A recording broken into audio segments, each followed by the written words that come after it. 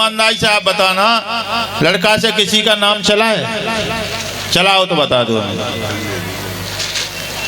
अगर किसी का पिता खत्म होता तो सबसे पहले लड़का तहसील में पहुंच जाता है। लड़की कभी जाती देखिए? लड़का अपने बाप का नाम खतौनी से कटवाता है, अपना चढ़वाता है। लड़की को किसी ने देखा? नहीं देखा। तो क्या दशा इस कले की महाराज।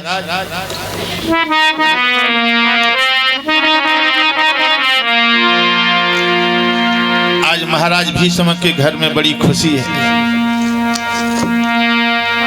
उसी बीच में देवर्षि नारद का पदार्पण हुआ है और नारद जी को आता हुआ देखा है तो महाराज बड़े खुश भये हैं। एक उच्च आसन दिया, उस पर नारद को बैठा लिया।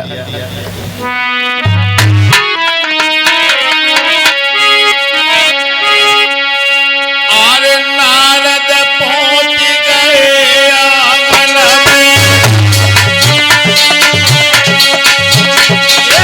नारद पहुंच गए आंगन में।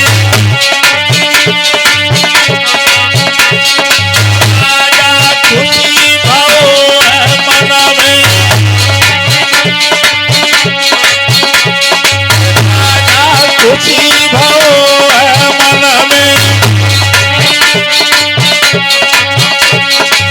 नारद बैठे बीच भवन में, नारद बैठे बीच भवन में।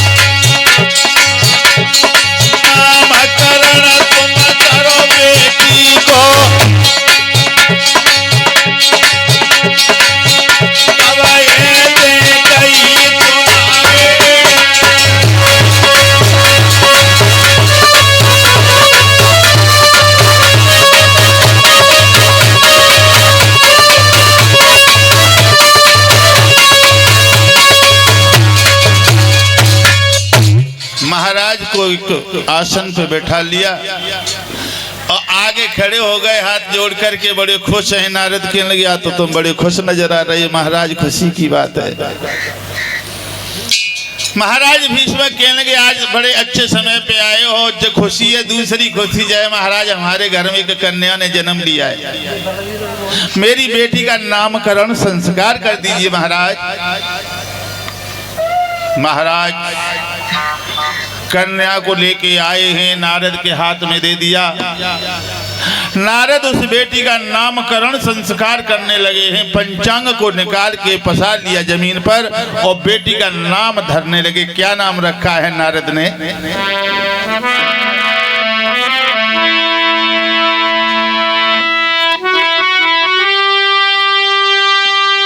कि सुन राजा की बात मुनि ने हाथ पत्र का लियो और सोधी बाची लगनौरे के नाम रख दियो।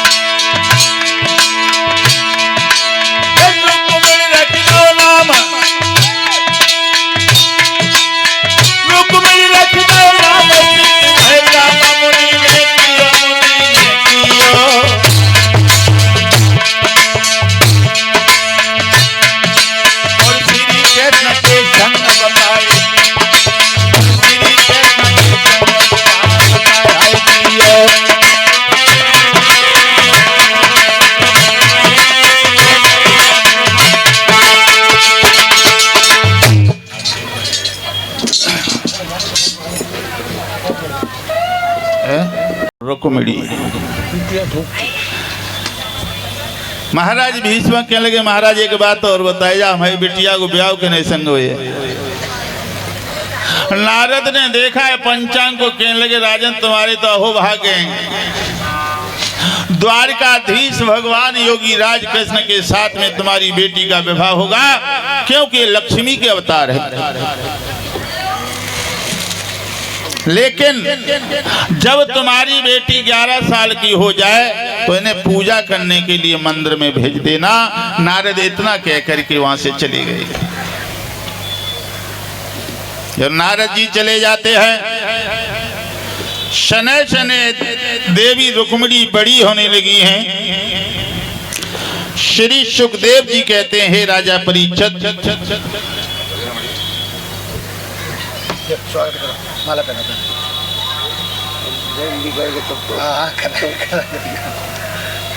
स्वागत करें, माला पहना। बिल्कुल बिल्कुल, इधर आ जाओ, इधर आ जाओ।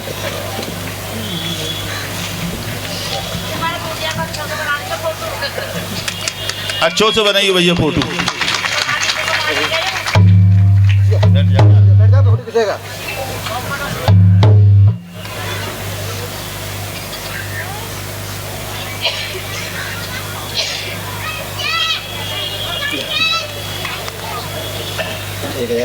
सुरेश यादव, डिस्ट्रिक्ट बनारस। इसी मध्य में हमारा जो सम्मान कर रहे हैं हारों से मुद्राओं से 1051 रुपया से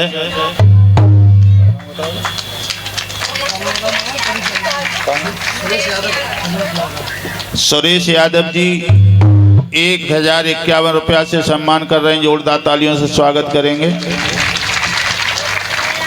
ये भ्राता जी श्री बनारस के रहने वाले हैं। बड़ी खुशी है जो आज हमारे मध्य में हमारा सम्मान करने के लिए आए हैं, क्योंकि आज का अंतिम दिवस है।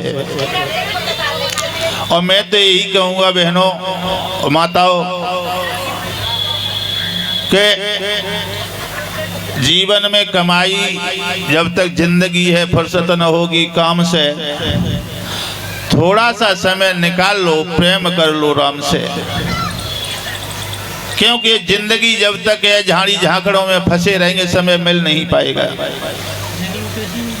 ये समय बड़ा कीमती है, सांसों का कोई पता नहीं कब खत्म हो जाए। शाम को भोजन करने के बाद सुबह का पता नहीं चलता, सुबह घर से निकलने के बाद शाम का पता नहीं घर पर लौटेंगे या नहीं लौटेंगे।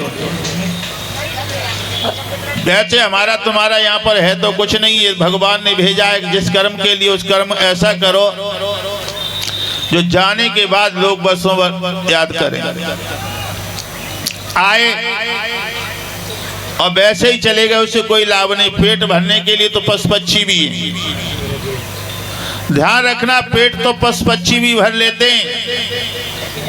और मनुष्य योनि प्राप्त करने के लिए पेट भरने के लिए जन्म लिया तो उससे कोई मनुष्य का लाभ नहीं है।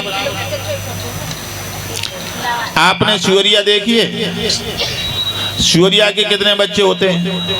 उसने कभी मोह किया बच्चों से? किया नहीं किया। बच्चे को जन्म दे दिया, कह दिया खाओ पियो मौज ले, उसे कोई मतलब नहीं है।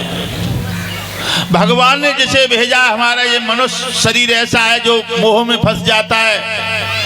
लड़का पैदा हो गया, लड़का की शादी करेंगे तब भगवान की भक्ति करेंगे। लड़का की शादी हो गई, नाती पैदा हो जाए तब भक्ति कर लेंगे। नाती हो गया उसकी शादी हो जाए, इसी में चला जाता है। ये कोई कर्म नहीं है, कोई कर्तव्य नहीं है। श्रोताओं, कर्तव्य तो वही है भगवान ने जिस कार्य के लिए भेजा, जो भगवान से जो वादा किया उसको पूरा कीजिए। आज देखिए रुक्मिणी धीरे धीरे बड़ी होने लगी है। एक दिन का जिक्र है, एक ब्राह्मण देवता भाई गांव में आए हैं और गांव की गली से होके जा रहे हैं। कुछ गाते हुए जा रहे हैं। वो क्या गा रहे हैं आप भी गाएंगे। और वो भगवान के बारे में कुछ गुनगुनाते हुए जा रही थी। और रुक्मिणी अटा पे खड़ी वो नाम सुन रही थी कि ये सो चटक मटक को ठाकुर तीनों लोकन में नाय।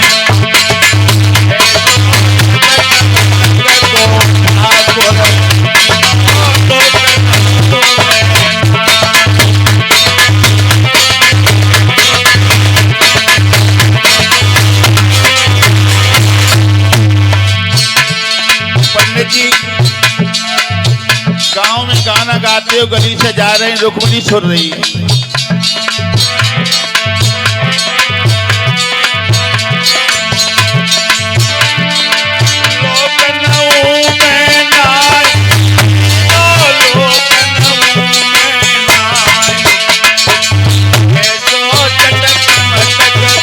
ठाकुर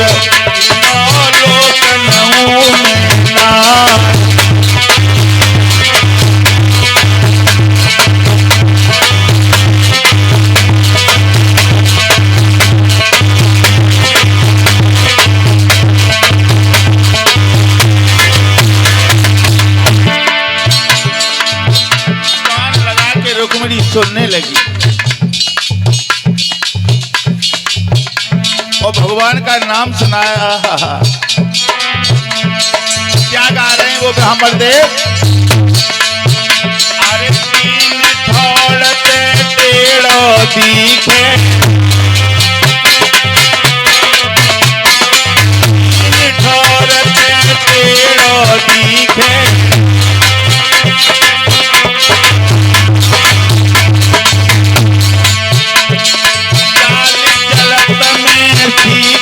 दिखे मेरे नैन चलावे तीखे।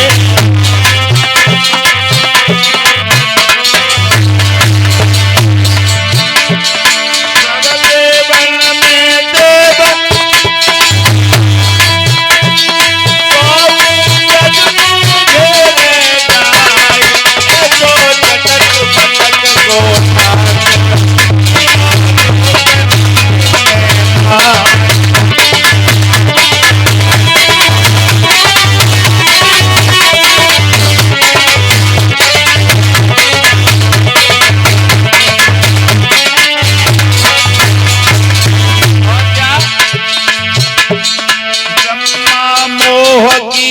पछतायो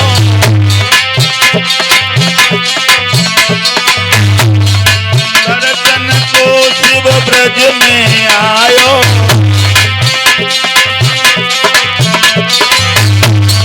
मान इंद्र को प्रभु घटायो।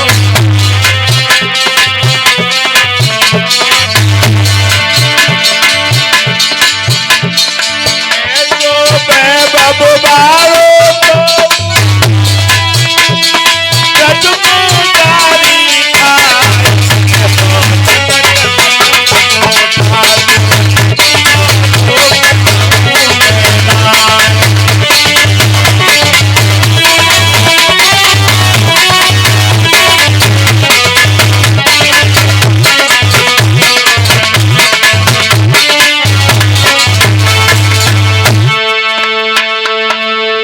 भगवान का नाम सुना है। राजा है लेकिन बहुत बड़ा बेईमान है। उसने अपने चचेरे भाइयों को रहने के लिए एक सुई के बराबर जमीन नहीं दी। तीसरा खड़ा हो गया, महाराज हमारी नजर में एक लड़का है। कौन है वो?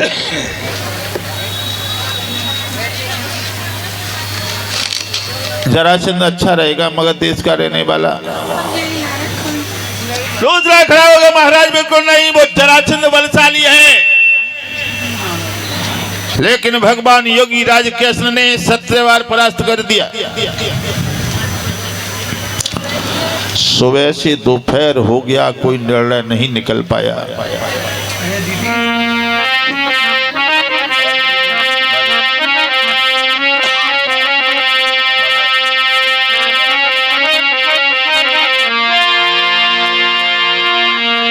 दरबारी बारी बारी से राजन के नाम गिनाने लगे।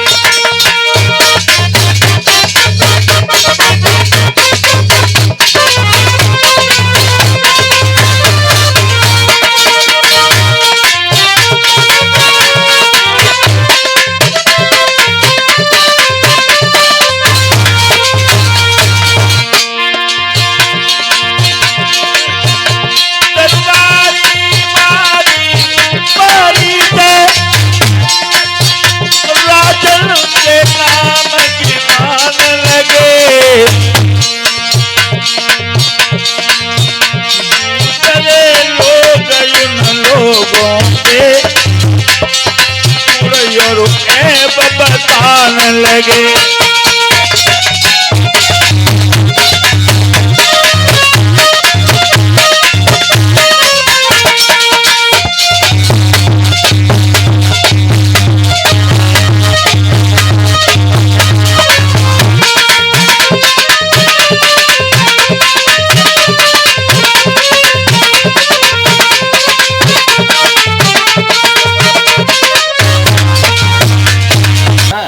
छोटा लड़का कहने लगा, पिताजी हमारी नजर में एक लड़का है, वो कौन है? जवाब दिया, वो जिन्होंने बचपन में पूतना को मारा, शक्तासुर को मारा, छोटी सी अवस्था में कंस को मार दिया, कुबेलिया पीड़ हाथी को मार दिया, वो द्वारिकाधीश भगवान कृष्ण। जैसे ही भगवान कृष्ण का नाम सुना, खुशी से महाराज उछल पड़े, कहने लगे, बेटा तूने तो हमारे मुंह की बात छीन ली, यही तो मैं चाहता था।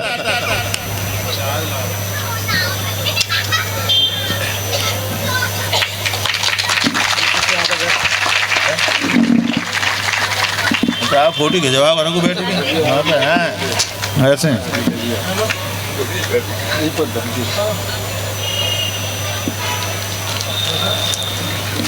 और ये पगड़ी के माध्यम से ये हमारा सम्मान कर रहे हैं अंकुश यादव।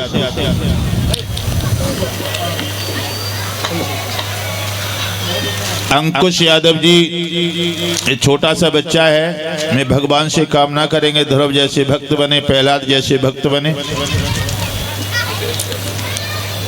पढ़े लिख के विद्वान बने, समाज की सेवा करते हुए समाज का सम्मान पाते रहे, ये भगवान से कामना करते हैं। और हमारे सभी स्टाफ का सम्मान कर रहे हैं। सभी स्टाफ की तरफ से मैं भगवान से यही कामना करेंगे, ये बच्चा पढ़ लिख के विद्वान बने, समाज की सेवा करते हुए समाज के आशीर्वाद पाते रहे, ये भगवान से कामना करते हैं। बोलिए वृंदावन बिहारी लाल की। जैसे ही कृष्ण का नाम सुना है, बीच में बैठा था सबसे बड़ा लड़का जिसका नाम था रुकुम। रुकुम कहने लगा, आयुष्मान भव। पिताजी क्या नाम लिया? अरे जवाब दिया, वो द्वारकाधीश भगवान कृष्ण। रुकुम कहने लगा, पिताजी ऐसा कभी नहीं हो सकता। भीष्मक कहने लगे, कभी नहीं हो सकता? अरे पागल है, तुम्हारी बहन शादी की योग्य है, शादी तो करनी है, और तुम्हारी नजर में कोई लड़का हो तो तुम बताओ। हाँ ये बात है।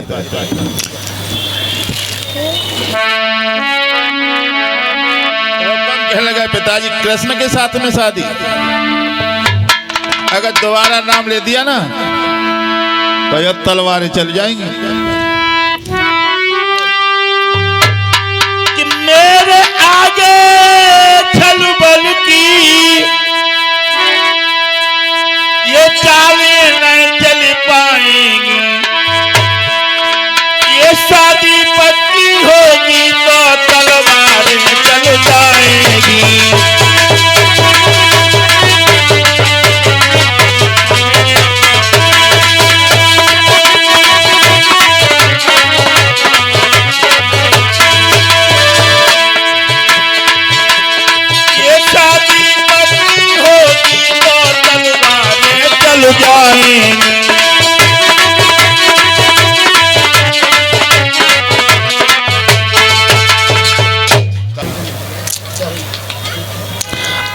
मेरे प्यारे भक्तों,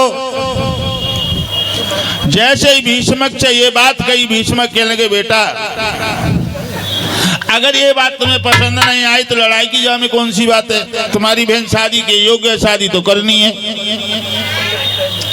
तुम्हारी नजर में कोई लड़का हो तो बता दो। रुकुम कहने लगा आपने भी देखा होगा, वो बहुत बड़ा बलवान है, बहुत बड़ा दिलवाला है,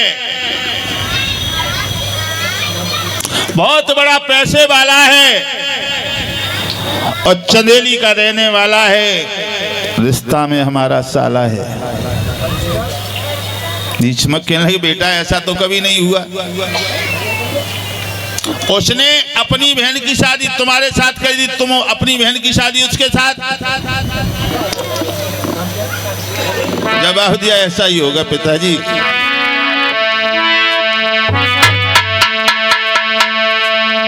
आज रुकुम कहने लगा अब शादी हमारे कहने से ही होगी। एक भी बात नहीं मानी और रुकुम अपनी बहन की शादी की तैयारियां करने लगा। इधर रुक्मिणी ने सुना है कि मेरा भैया मेरी शादी अपने साले शिशुपाल के साथ में करना चाहता है। आज रुक्मिणी आधी रात्रि के वक्त बैठी है, आंगन में रो रही है और भगवान को याद कर रही है। प्रभु हमारा भैया बलवान है, हमारे पिताजी की बात नहीं मान रहा है, और भगवान को याद करके रोने लगी रुक्मिणी।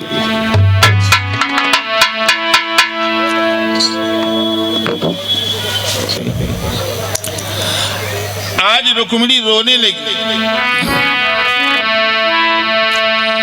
ओ मुरली वाले श्याम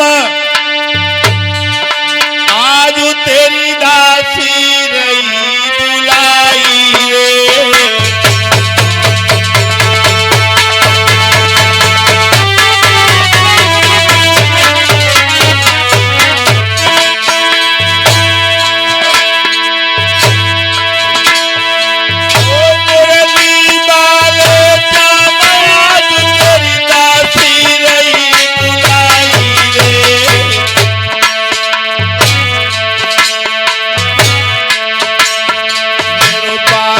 बूढ़ो भाओ अरे भैया चले चले जाई रे।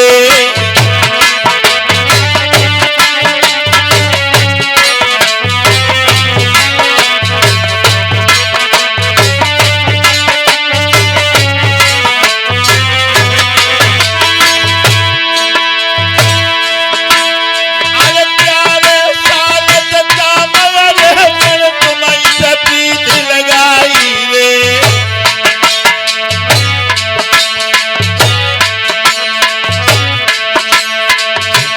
की सूखी खाल चामन ने सियने लगाई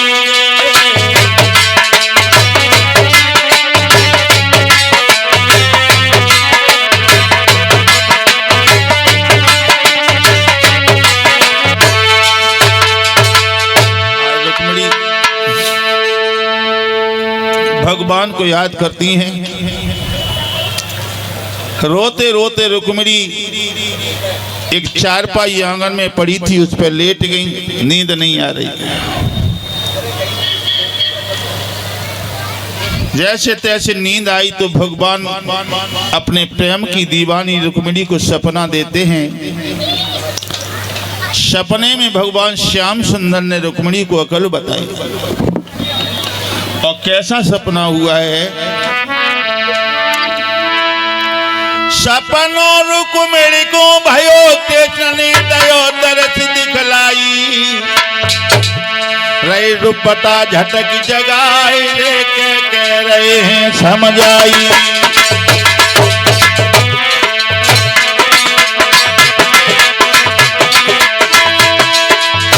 सपने में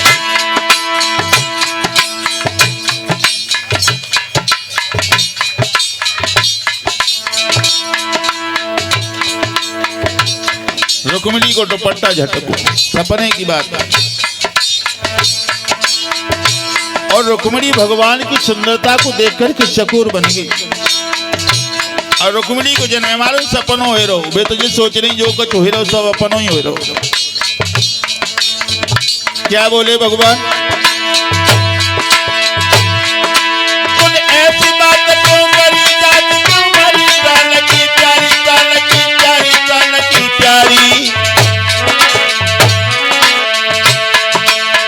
हम में तेरी पीर हर वो सारी,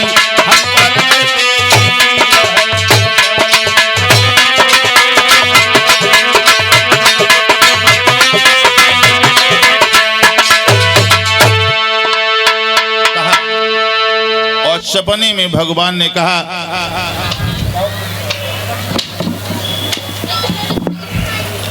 बैठ गई भगवान जब दिखाई नहीं दे, इधर उधर ढूंढने लगी। अब भगवान वहां हो तो दिखाई दे, वो सपना सा टूट गया।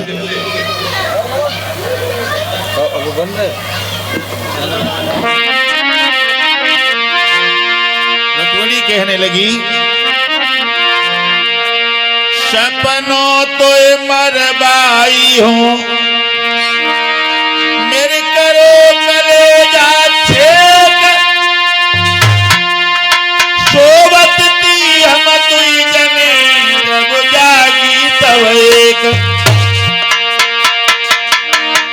कोई सपनों को आन लगो रुक्मिणी, जब तुम्हारे पिया से मुलाकात करवा दे तो हम ही मान लगो तैयार हो।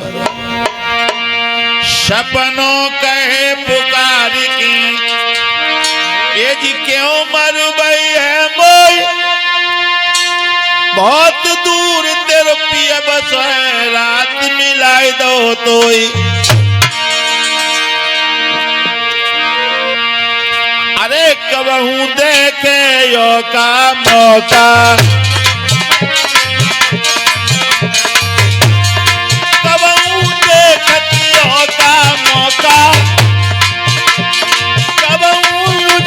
फिरे झरोका।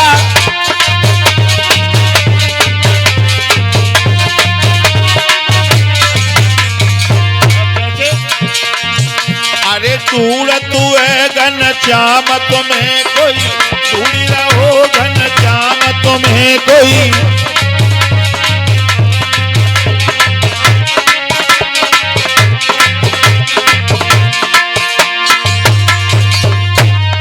गोरी गोरी उमर की थोरी, गोरी गोरी उमर की थोरी, उमर की थोरी, गोरी गोरी गोरी गोरी उमर की थोरी।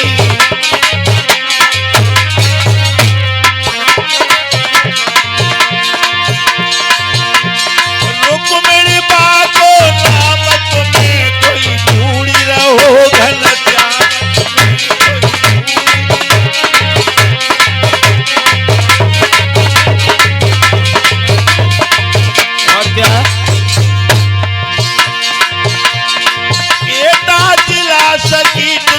थानो, गाँव बहलोलपुर मेरो जानो। अशोक कुमार है नाम तुम्हें कोई, दूरी रहो घन श्याम तुम्हें कोई।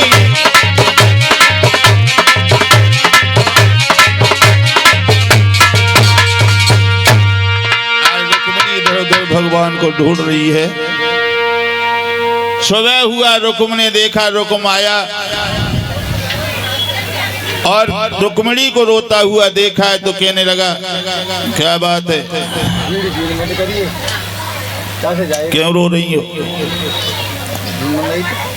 रुक्मिणी कहने लगी, भैया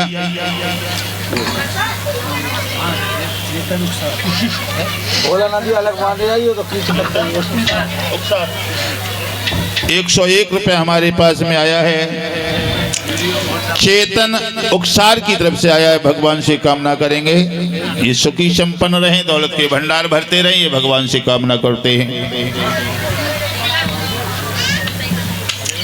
आज भक्तों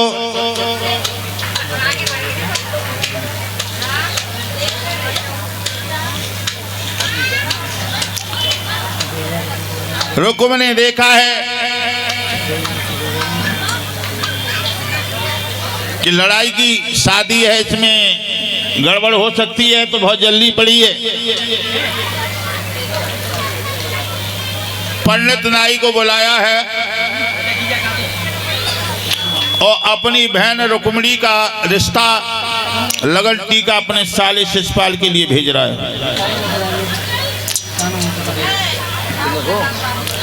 एक थाल सजवाया, उसमें 1100 गिन्नियां गिन के रख दी। पंडित नाई से कहा कि लगन टीका चढ़ाया हमारे साले शिषपाल के यहाँ, चंदेली में चले जाओ। पंडित नाई चंदे, जब पंडित नाई चले तो रुकुम कहने लगा रुक जाओ थोड़ी देर के लिए, तुम्हें ऐसे पहचान नहीं पाएंगे वो हमारे साले साहब। एक चिट्ठी लिख रहे हैं, वो चिट्ठी दे देना जाके। चिट्ठी में क्या लिखा?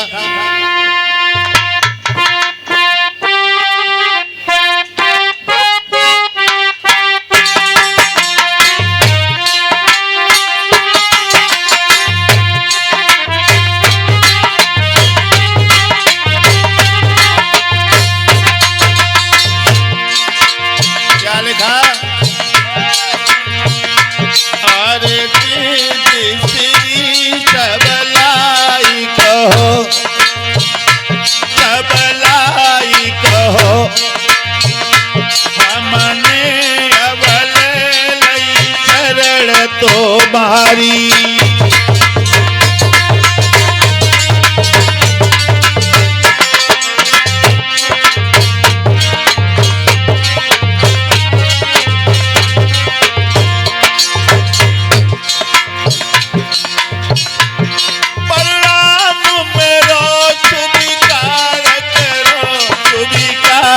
करो, स्वीकार करो, तुम भूप चमेली के तपधारी।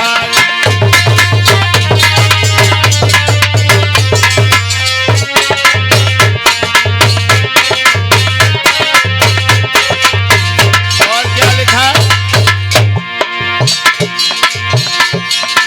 और कछु मेरे पास नहीं, जीजा पास नहीं। न लगन चढ़ी, न टीका भहो, न शादी भई, जीजा पहले से लिख लो।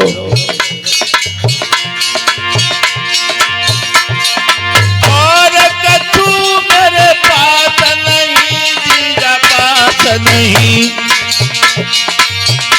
एक सुंदर रुक्मिणी शरण तुम्हारी।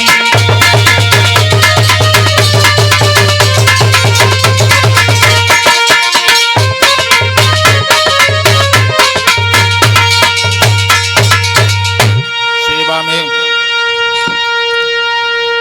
श्रीमान होने वाले जीजा जी, आप ठीक होंगे। आपने अपनी बहन का विवाह मेरे साथ किया है। मैं किसी का एहसान नहीं रखना चाहता हूँ। मैं अपनी बहन का विवाह तुम्हारे साथ करना चाहता हूँ। हमारी बहन को तो आपने देखा ही होगा, बहुत सुंदर है। अगर हमारी बहन तुम्हारे घर में दुल्हन बन के पहुंच गई तो दीपक जलाने की कोई जरूरत नहीं पड़ेगी, इतनी सुंदर है। लगन टीका को भेज रहा हूं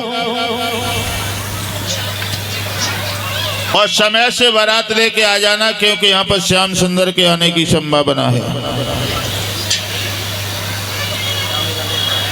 पंडित नाई के हाथ में वो चिट्ठी दी, कही जाए कि जाओ, ये चिट्ठी दे दी हमारे साले साहब को।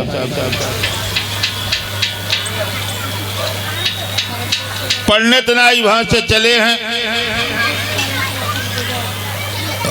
कुंदनपुर से चल के चंदेली में पहुंचे। शिषपाल की सभा लगी है, मौसी का भाई है दंतवक्र, वो आज शिषपाल दूल्हा बनने के लिए आंगन में चला है।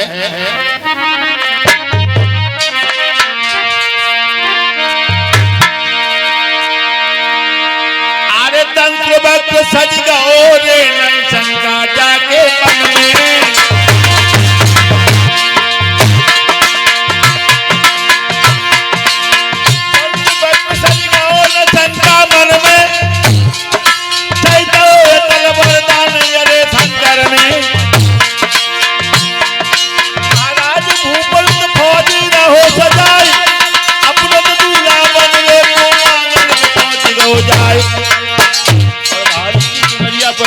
बोलो ओरी ओ भाभी, ओरी मेरी भाभी और सखिया न बोल भाई ओ ओए दूल्हा ओरी बनाए ओ भाभी।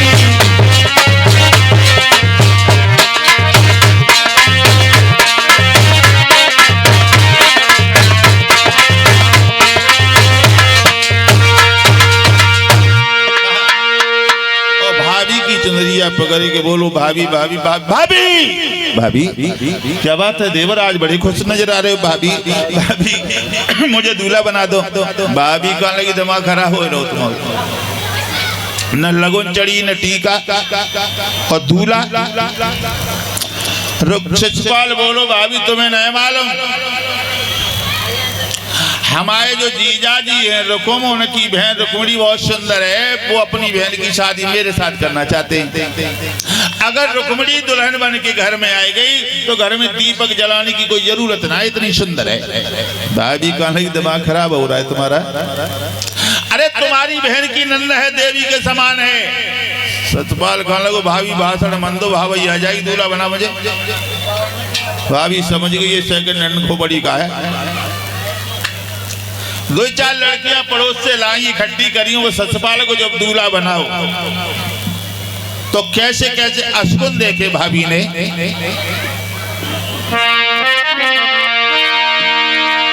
अरे जन सी चमोरी रखी रे के ठीक हो गई भाभी,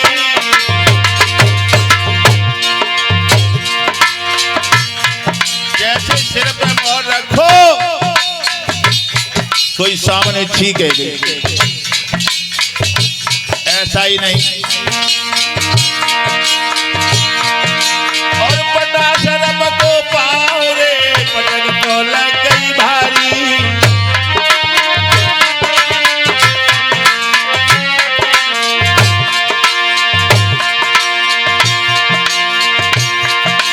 महाराज मूर्छा आई गई सतपाल,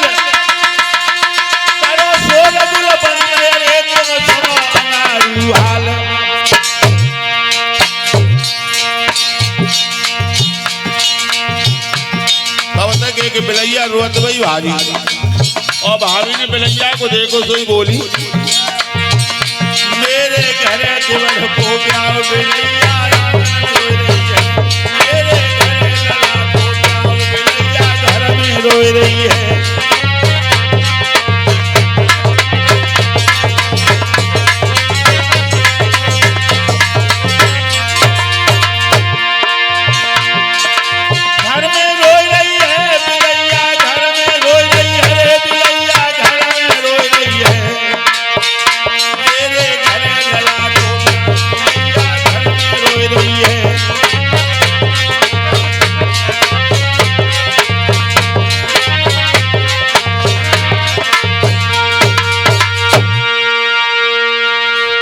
सिर पे मोहर रखो सामने छीक हो गई,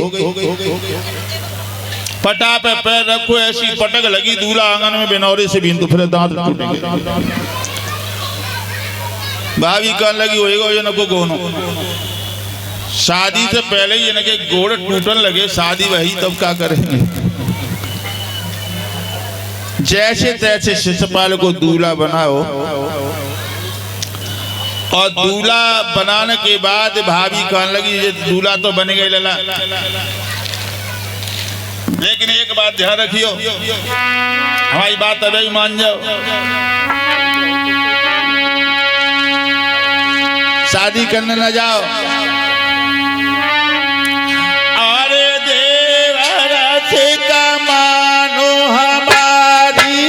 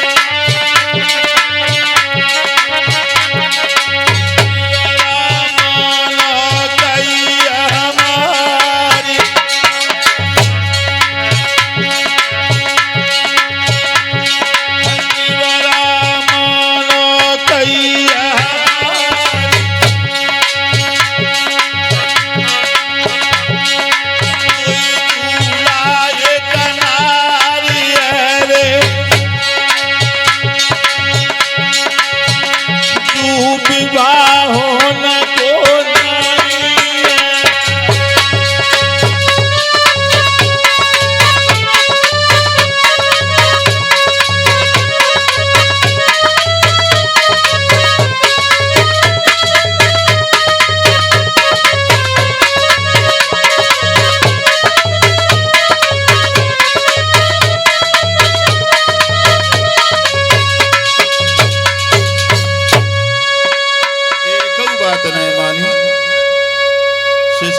को दूल्हा बनाए दो। भाभी ने आंख में काजल लगा हुआ है, काजल लागी देन भूप के नैन दिखाई रो बट्टा। कच ठाड़ी गाय रही, गीत मचाए रही ठट्टा,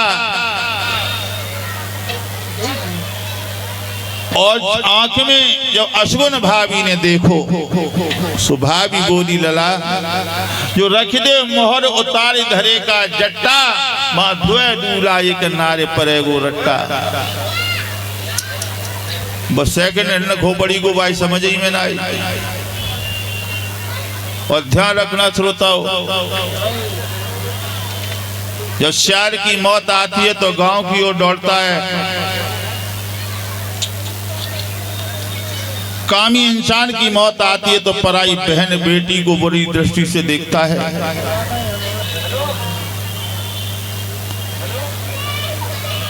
उसे मालूम ही नहीं, लेकिन श्रोताओं 11 छोड़ी सेना सजा करके शिषपाल कुंदनपुर को चारों तरफ से घेर लेता है। जब रुक्मिणी को पता चला मेरे भाई का साला बारात लेके आ गया,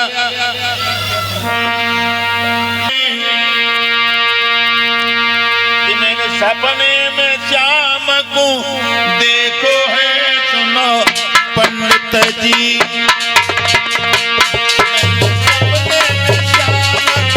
देखो है पंडित जी।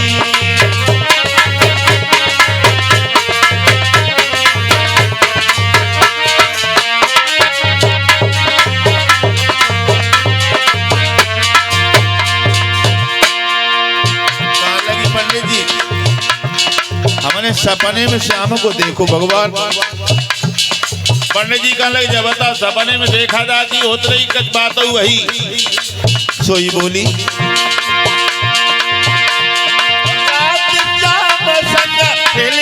सोई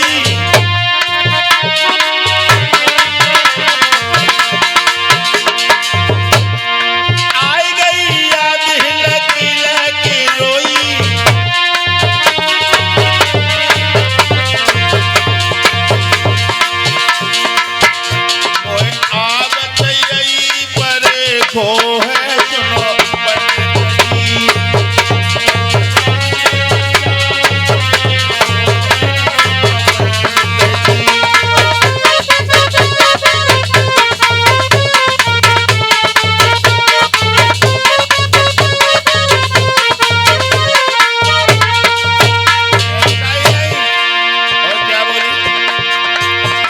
सुनो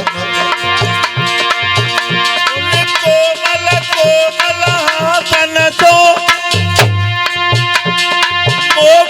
कंठ लगाओ है,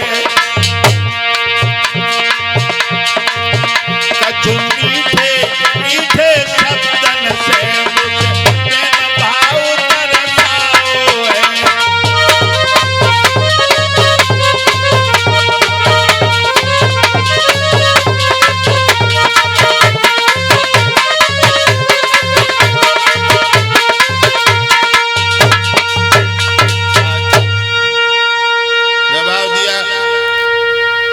सपने में श्याम से हमारी मुलाकात हुई है। अब ये दुनिया में हमारा कोई ना है पंडित जी। पंडित जी कहने लगे बाजी जो बोले सोई साकर खोले। अरे पागल लड़की मैं क्या कर सकता हूँ। रुक्मिणी कहने लगी पंडित जी हमारी एक चिट्ठी द्वारिका तक पहुंचा दो। पंडित जी कहने लगे देखो यार शर्म ना आई, हम पे एक कोस न चलो जाएगा, 7.5 से कोस दूर भेज रही है, वहाँ कोई यातायात का साधन नहीं है, कोई वाहन भी नहीं जाता, मैं कैसे जाऊंगा। रुक्मिणी कहने लगी पंडित जी अगर चिट्ठी लेके नहीं जाओगे तो मैं मर जाऊंगी, मर जाऊंगी। तलवार खींची, सोई पंडित जी डराए गए, मर मती, तू चिट्ठी लिखे दे, हम ले जाएंगे, जैसे पहुंचेंगे तो पहुंच जाएंगे, ना पहुंचेंगे तो ना की बात। रुक्मिणी ने अपने हृदय सम्राट के लिए पत्र लिखा है, और क्या लिखा है उस पत्र में? अरे रोई रोई पाती, अरे रोई रोई पाती, रुक्मिणी बहना लेती रही।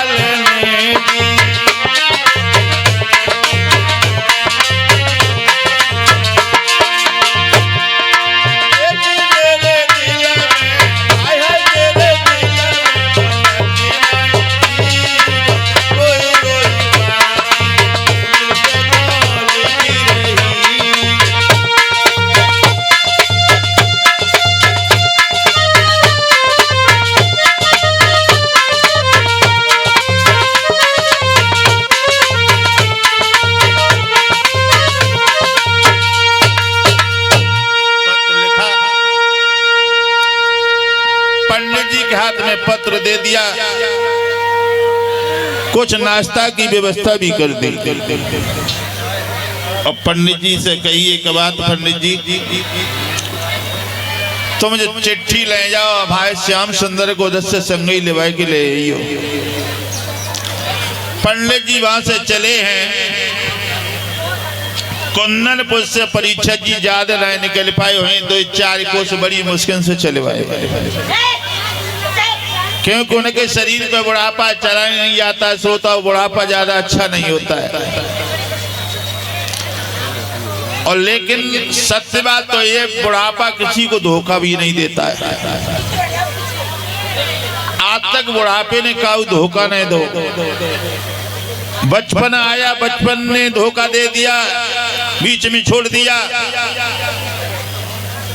जवानी आ गई, जवानी भी छोड़ गई, और जहाँ पे बुढ़ापो आओ, वो बुढ़ापो सबको लेके ही गो। अब पंडित जी सोचने लगे हम कैसे पहुंचे, कैसे जाएं।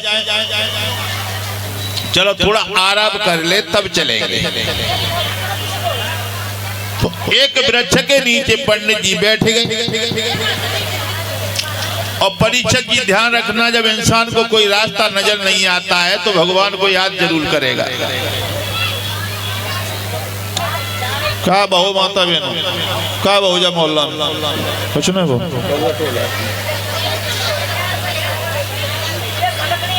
तो पंडित जी वो वृक्ष के नीचे बैठ के भगवान को कैसे याद कर रहे हैं, आप बोलिए, ठीक है ना?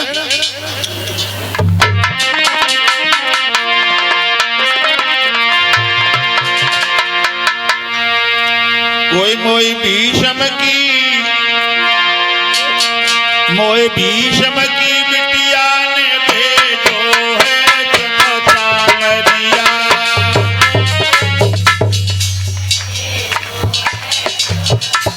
बोले हो क्योंकि बुढ़ापा सब पे आना है,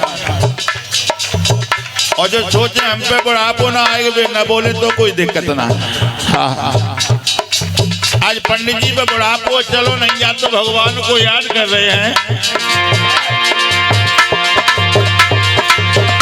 कोई भीष्म की बिटिया ने भेजो है तुम सामरिया।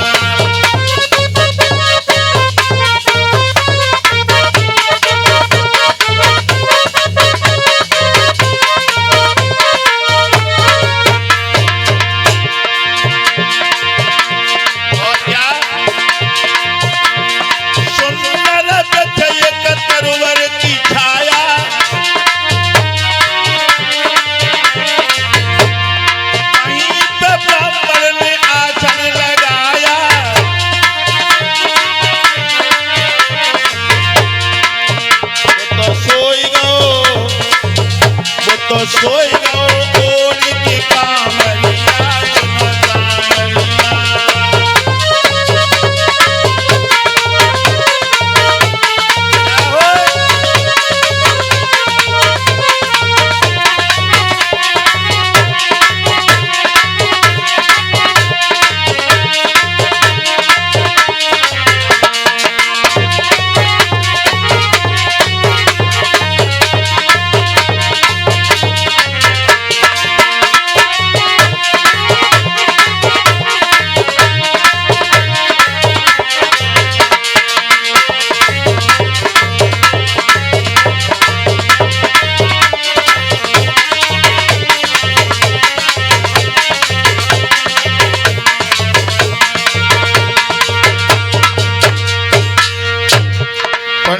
वृक्ष के नीचे भगवान को याद करते करते सो गए।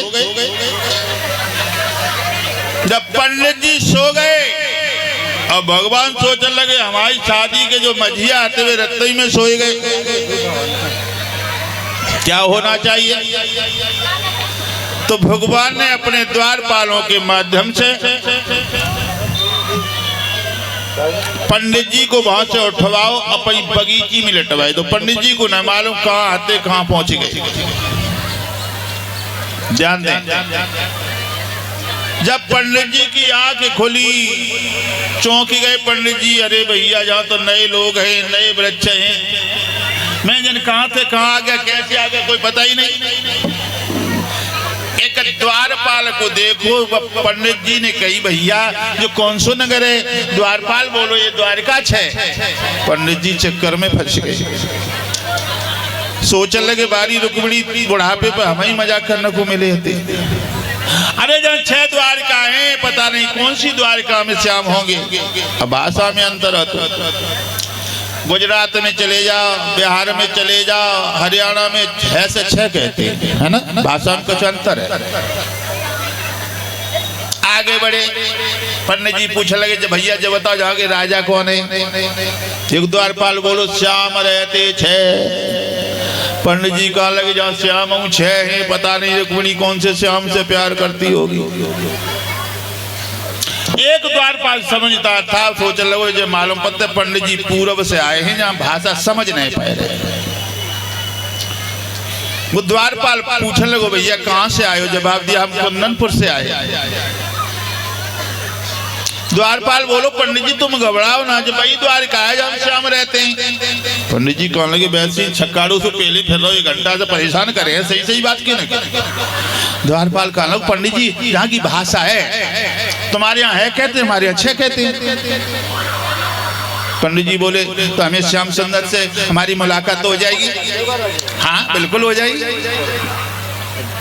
भगवान सोचने लगे पंडित जी आए रहे, तो भगवान श्याम सुंदर अपनी भाभी जो रेवती थी उनके ढिया बैठे और दही मक्खन खाए रहे। द्वारपाल बोलो पंडित जी देखो वो सामने सामने वो बैठे ना, वो माखन मिश्री खा रहे हैं, भाई श्याम है। और पंडित जी ने जैसे श्याम की सूरत को देखो सोई मन ही मन कहने लगे मोड़ी ठग गई। कहाँ रुक्मिणी कितनी सुंदर, जो काले कलूटे पे मर बैठी, हमसे कह देती कहीं सुंदर लड़का देख के शादी करवाए देते। देखो डाबर जैसो ड्राम। भगवान मन की भावना समझ गए। भगवान ने जैसे ही मुस्कुराया वो मुस्कुराहट पंडित जी के दिल में समा गई। पंडित जी सोचने लगे श्याम काले जरूर हैं लेकिन दिल के उजाले हैं। अब पंडित जी ने इशारा किया किससे? भगवान को। क्यों किया? समस्या जब आता की आती, एक लड़की का पत्र था परिचय जी जो चिट्ठी चला करती थी पहले ना, तब बड़ी समस्या आती पहले। अगर पहले की बात बताएं, किसी लड़की को किसी लड़के से प्यार हो जाता था तो बेन ने एक चिट्ठी लिखी अपने उनके दोस्त के ने, और वह चिट्ठी लिख के माचिस में रखी दी खोखला में। एक छोटे लला को दही लला के माचिस में भैया बैठे उन्हें दे और जे ले टॉफी खा जाओ।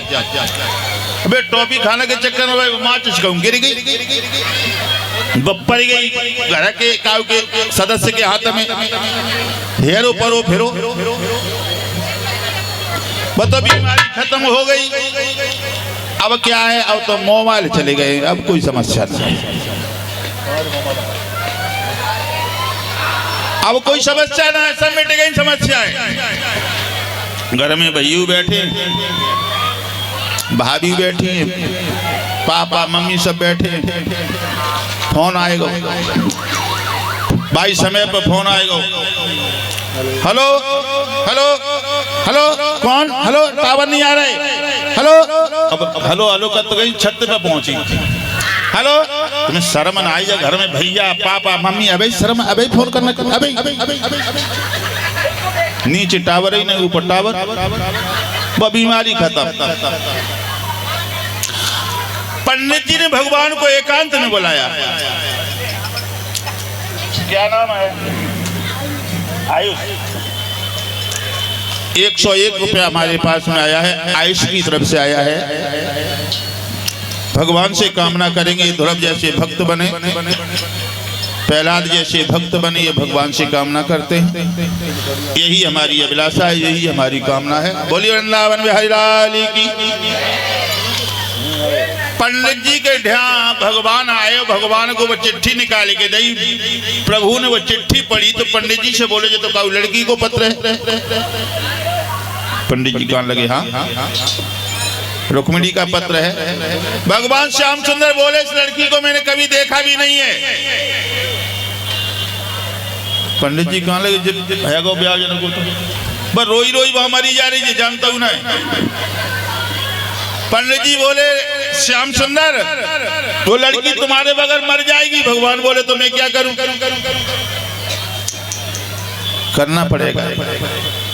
रुक्मिणी के भाई का साला बारात लेके आ गया है। वो अपनी धर्म की रक्षा के लिए आपको पति चुना है, आपको जाना पड़ेगा। श्याम सुंदर के लगे ब्राह्मण देव अब तुम्हें सहायता करनी पड़ेगी। हमारे बड़े भैया से आज्ञा लेनी पड़ेगी, क्योंकि हम बदनाम हो चुके हैं। किसी की मटकी फोड़ दिया करते थे, किसी का माखन लूट के खा लिया करते थे। बलदाऊ भैया घर से बाहर नहीं जाने देते। अब मेरे बड़े भैया से आज्ञा लियो, उनसे जो कहियो हम जाए ना पाए तो हम तुम्हें रथ में बैठा के द्वारकापुरी से सुंदरपुर छोड़ आएंगे। उधर से शादी ब्याह गोनो रोनो सब संग ही कर लाएंगे। ये अकल बताई और ब्राह्मण देव वहां से चले और ब्राह्मण देव चले कि बलराम के पास में पहुंचे।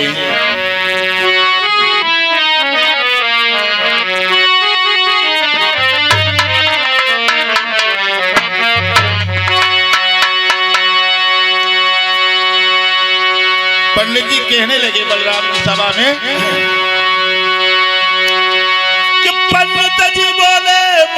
सुनो यदुवंशी श्रेष्ठ कहाते हैं, यदुवंशी श्रेष्ठ कहाते हैं। आज तलक यादव कुल में कोई दोष नजर नहीं आते।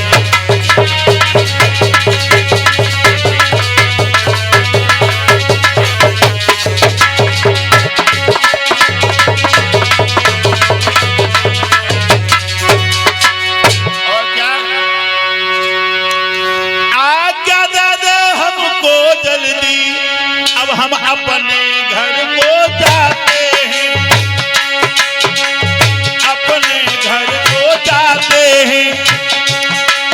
तब यदुवंशी तब उठ करके ब्राह्मण को शीश झुकाते।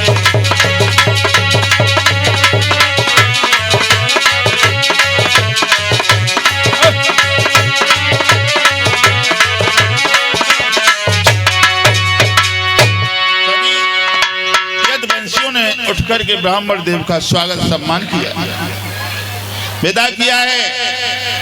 पंडित जी आगे बढ़े हैं, का वैसा ही करने लगे हैं। बलदाव ने कहा कृष्ण पंडित जी को ले जाओ और पंडित जी को छोड़कर जल्दी वापस आ जाना। भगवान श्याम सुंदर ने रथ को निकाला, रथ में 4 घोड़ा लगते थे। उस रथ में पंडित जी को बैठाला, पंडित जी को बैठाल के रथ को आकाश मार्ग से उड़ाते हुए भगवान श्याम सुंदर थोड़ी देर में कुंदनपुर में आ जाते हैं। कहा पंडित जी अब तुम जाओ और हम चले। पंडित जी कहने लगे वो लड़की मर जाएगी। भगवान बोले तो ठीक है, अब तुम्हें कोई अकल बताओ। शिशुपाल की 11 चौड़ी सेना आज के मैं अकेला आया हूँ और 11 चौड़ी सेना से मुकाबला कैसे होगा। पंडित जी कहने लगे जाके चिंता न करो, तुम रथ ले जाओ, मंदिर है उत्तर की दिशा में और वहीं में लियो, रुक्मिणी की पूजा के बहाने वहीं भेज देंगे। पंडित जी घर की तरफ, श्याम सुंदर मंदिर की तरफ। रुक्मिणी बैठी सोच नहीं, पता नहीं पंडित जी पहुंच पाए होंगे नहीं पहुंच पाए होंगे। तब तक पंडित जी पहुंच गए। रुक्मिणी अरे पंडित जी आ गए आप, हमारे श्याम सुंदर आए। कितने लोग आए? पंडित जी बोले देख एक रथ है, 4 घोड़ा है और कोई संग ना है, खुद ही यहाँ के रहो है। अगर उनकी जान की खैरियत चाहती हो चुपचाप कानों कान किसी को भनक ना पड़े मंदिर में चली जाओ। रुक्मिणी कहने लगी ठीक है पंडित जी मैं चली जाऊंगी, अब आप जाइए। पंडित जी कहने लगे बाजी तेरे काम निकलेगा, अब हम जाए। अरे पागल लड़की सुबह से चले, भूख लगी है। रुक्मिणी बोली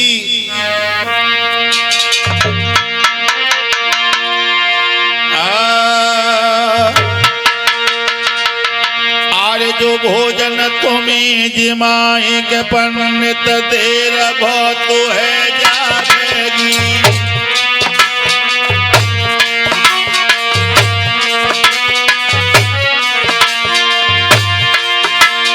जो भोजन तुम्हें जिमाए के पंडित देर बहुत है जाएगी।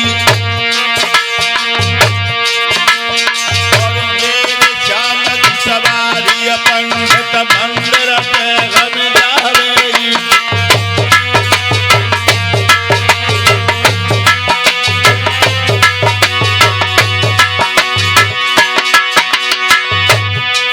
और जावे हम जब चले के पंडित सासुलिया घर यही रे,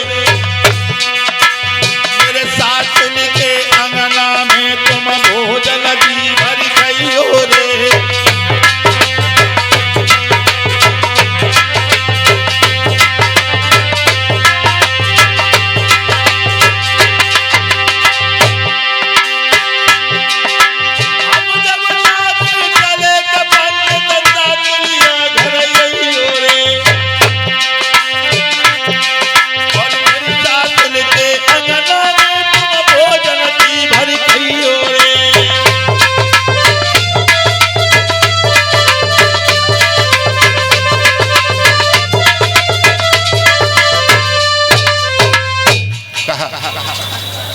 अपने ससुराल पहुंच जाएं, तब आना पंडित जी, भोजन भी जी भर के खिलाऊंगी और दक्षिणा भी खूब दूंगी। अब पंडित जी ठीक है जाए। पंडित जी चले गए।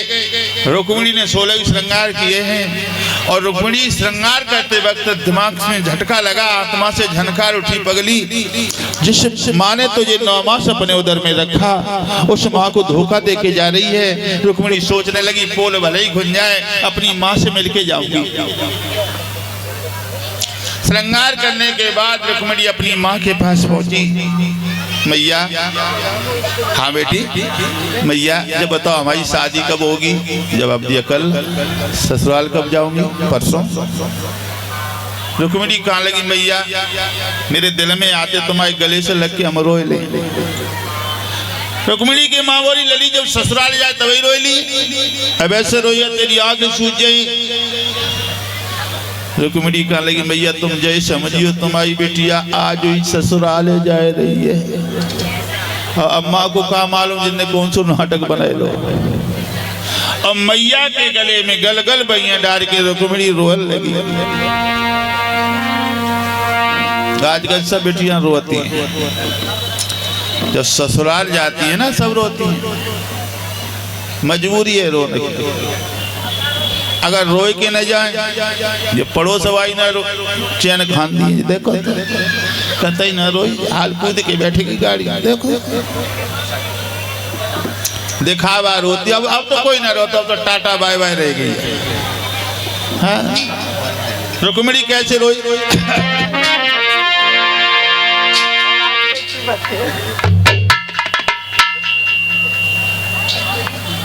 और इसी मध्य में 1100 रुपया हमारे पास आए सम्मान के रूप में, विजय भाई की तरफ से आए हैं। एक बार इनका दुल्हन बन के चली, बन के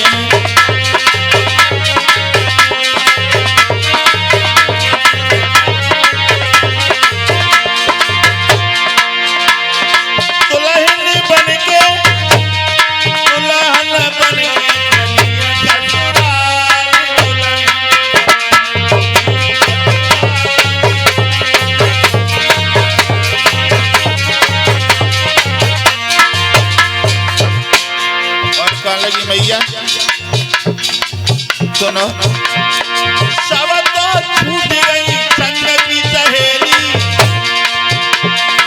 आज मैं जा रही हूँ अकेली, चली गई सबको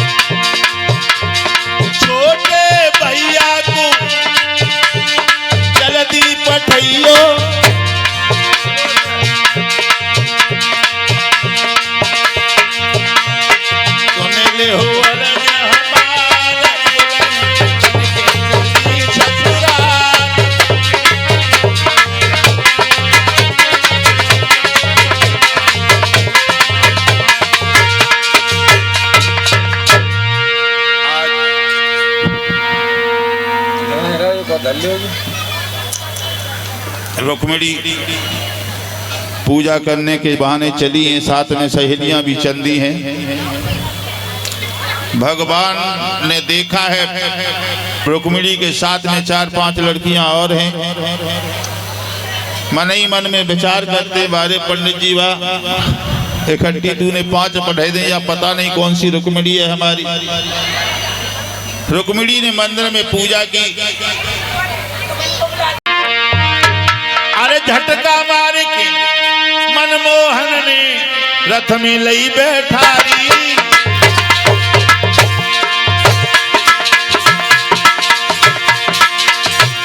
जैसे झटका दिया भगवान अंदर, रुक्मिणी इशारे में अंदर, रुक्मिणी को कहा